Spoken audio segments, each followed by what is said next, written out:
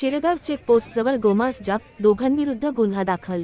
रायगड जिल्ह्यातील महाड तालुक्यात शिरगाव चेकपोस्ट परिसरात पोलिसांनी कारवाई करत सुमारे 65 किलो गोवंशीय मांस जप्त केले। रविवारी फेब्रुवारी 15 रोजी दुपारी सुमारे 2च्या सुमारास ही कारवाई करण्यात आली। गोवंशीय मांसाची वाहनातून वाहतूक होत असल्याची माहिती मिळाल्यानंतर पोलिसांनी तपासणी नाक्यावर संशयित वाहन अडवून तपासणी केली।